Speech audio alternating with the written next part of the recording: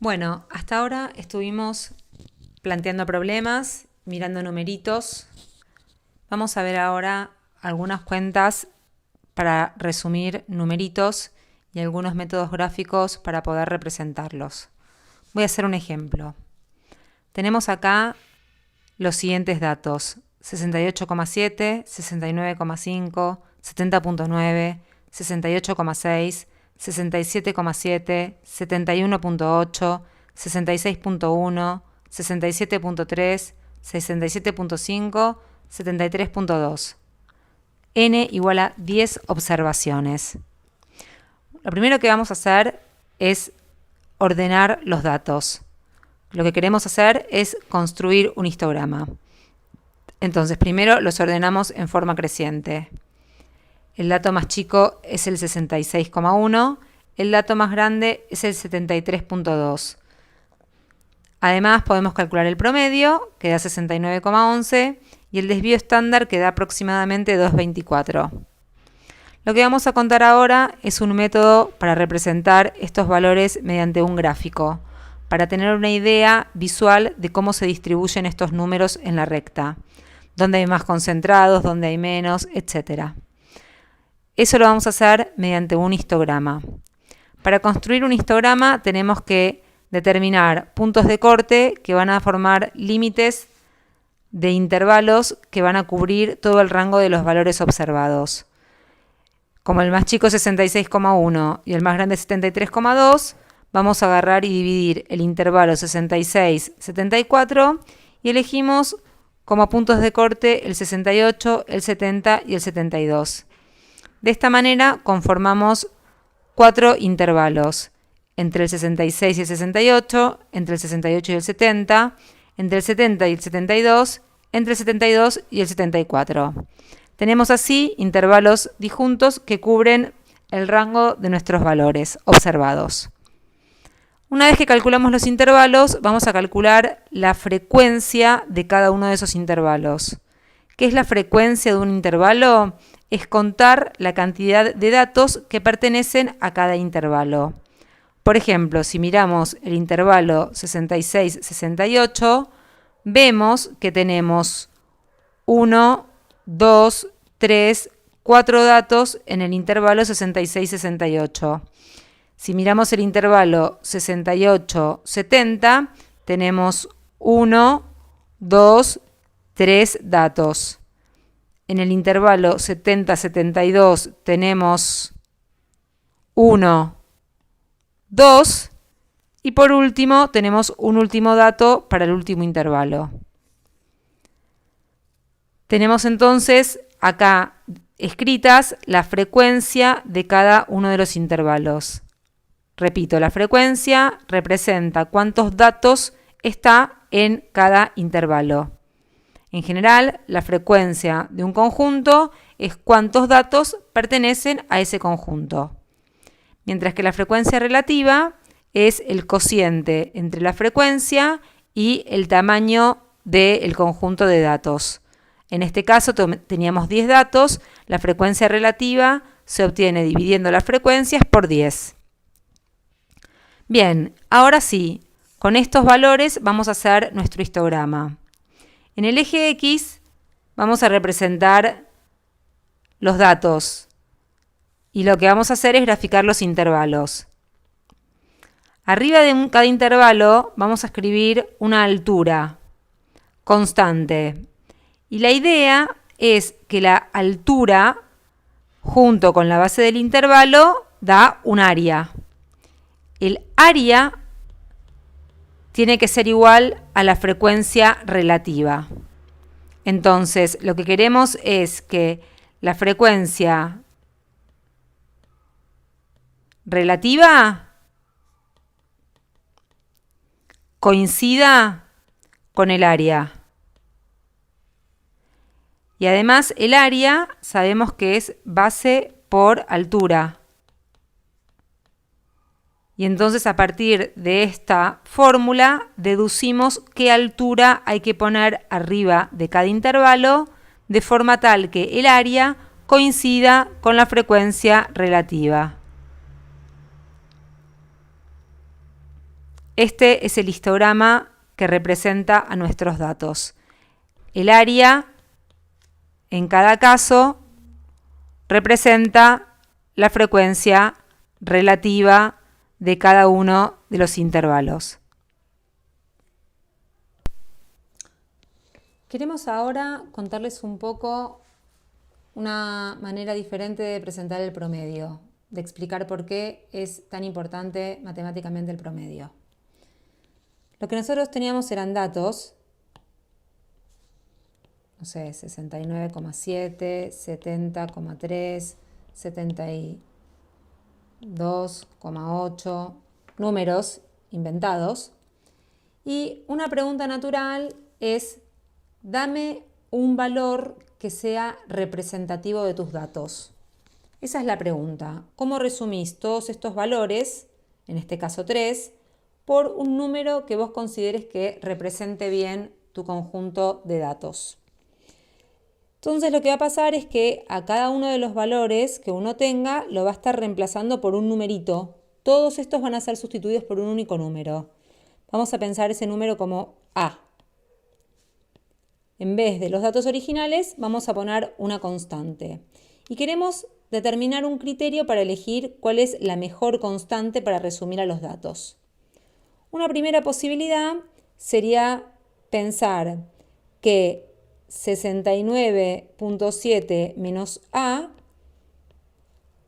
es de alguna manera el error que estoy cometiendo al reemplazar el número 69,7 por A. Y en cada caso calculo el error que obtengo al reemplazar a mi dato por A. Y los errores, las diferencias entre los datos y la constante, les tomo el módulo para mirar siempre el error absoluto.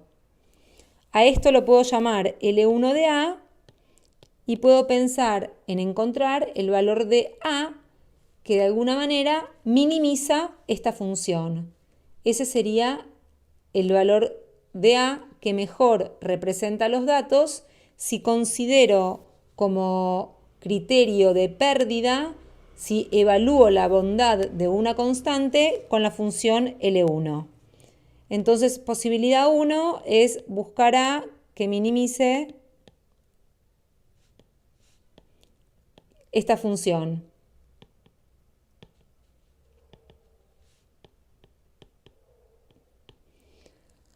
Ahora bien, esta función les voy a dejar para ustedes, para otro momento, ver dónde se minimiza. Lo que tiene de complicado analíticamente es que hay módulos, y módulos para minimizar no se pueden derivar. Hay puntos en el medio donde hay que hacer otro tipo de cuenta. Entonces, si tienen mucha curiosidad, después les cuento dónde se minimiza esto. Pero un artilugio para sortear esta dificultad es decir lo siguiente: mirá, si a vos lo que te importaban eran mirar errores, positivicémoslos pero elevémoslo al cuadrado. Entonces ahora, en lugar de mirar la función L1 de A, miremos esta nueva función donde lo que hace es a las diferencias entre los datos y el valor A, los eleva al cuadrado.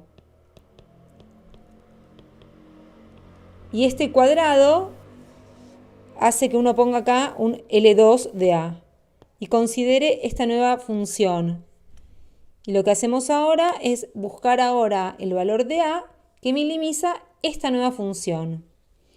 Vean que esto es una cuadrática en A. Una cuadrática que está como mirando para arriba. Quiere decir que si yo encuentro el punto crítico, el valor donde la derivada se anula, ese necesariamente va a ser el mínimo de la función L2 de A. Entonces, si calculamos L2' de A, nos da 2 por 69.7 menos A por menos 1, más 2 por 70.3 menos A por menos 1, más 2 por 72.8 menos A por menos 1. Y entonces la derivada vale 0 si y solo si el menos 1 lo saco factor común, el 2 lo saco factor común, y lo que me queda es que 69.7 menos A más 70.3 menos A más 72.8 menos A tiene que ser igual a 0. Y entonces aparece que 69.7 más 70.3 más 72.8 tiene que ser igual a 3A. A tiene que ser igual a 69.7 más 70.3 más 72.8 dividido 3. Es decir, el promedio es el valor de la constante que minimiza la función L2 de A. Es el número que resulta más representativo de los datos si por representativo entendemos el que minimiza la función L2 de A. Esto que acabamos de hacer con 3 numeritos se generaliza. Si pensamos que nuestros datos son valores que genéricamente denotamos con x1, x2 hasta xn, estamos nuevamente buscando cuál es la mejor constante que resume a estos valores. La noción de mejor requiere poder comparar. Para poder encontrar el mejor hay que saber en qué sentido queremos que sea mejor. Entonces nosotros estamos eligiendo considerar la noción de pérdida cuadrática. Es decir, a cada una de las observaciones le restamos el valor A, elevamos al cuadrado y sumamos todas estas cosas. Y así nos construimos nuestra función de pérdida. Esta función lo que hace es, para cada A, dice cuál es el costo de representar a los valores por el número A. Cuál es el precio que pagamos al reemplazar x1, xn por la constante A. Y lo que hacemos es buscar el valor de A para el cual el precio sea el más barato. Buscamos el valor de A que minimice la función L2 de A. De nuevo, es el mismo razonamiento de antes, es una cuadrática sonriente. Lo único que tenemos que hacer es buscar el punto donde la derivada se anula. Y la derivada de esta función es 2 veces por xi menos a por menos 1.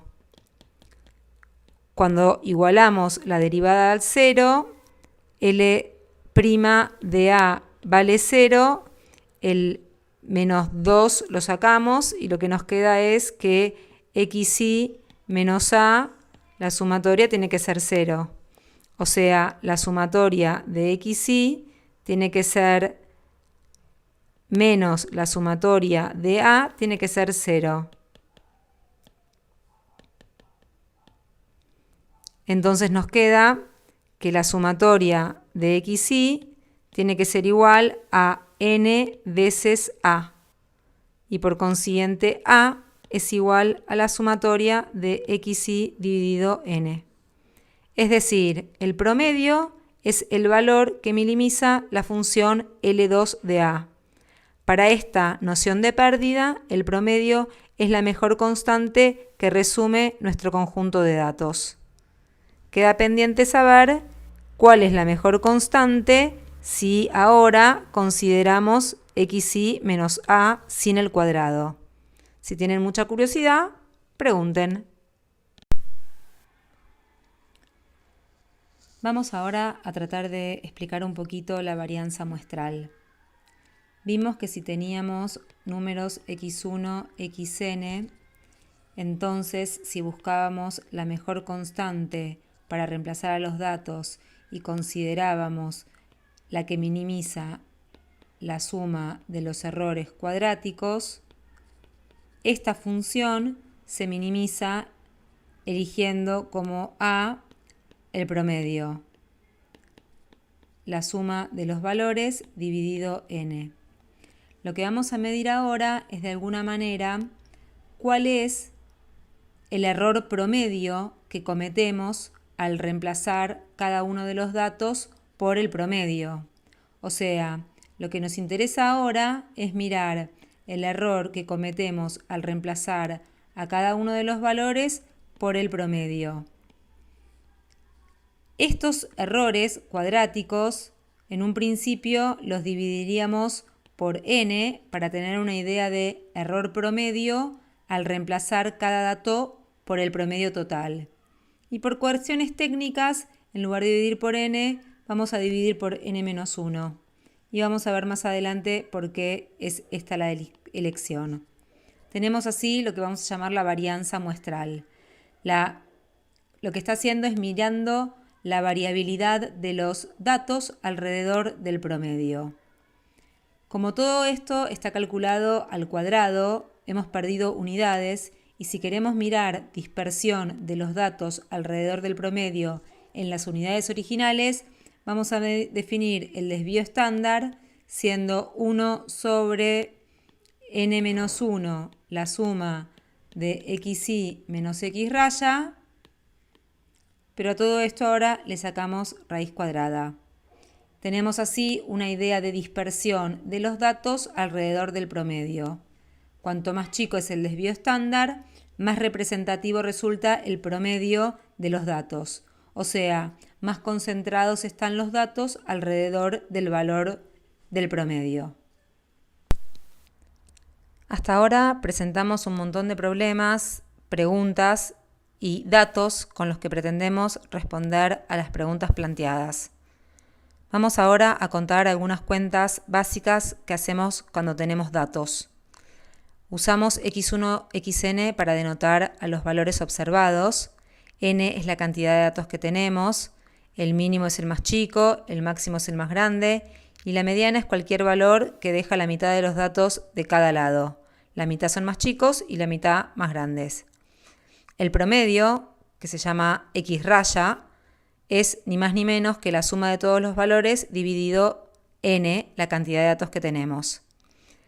Por otra parte, tenemos lo que se llama la varianza empírica, que mide la dispersión de los datos respecto del promedio, mientras que el desvío estándar hace la misma cuenta, pero en las unidades originales, siendo que toma cuadrado y raíz para recuperar las unidades iniciales.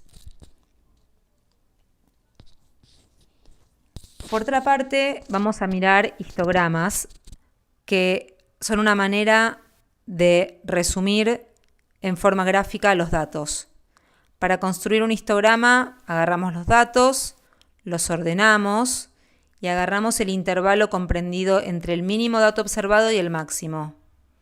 Luego dividimos el rango de valores en intervalos. En general, agarramos k intervalos, siendo k la raíz de n. Después, lo que hay que hacer es graficar una constante por encima de cada intervalo, de forma tal que el área sobre cada intervalo represente la frecuencia relativa de datos en ese intervalo.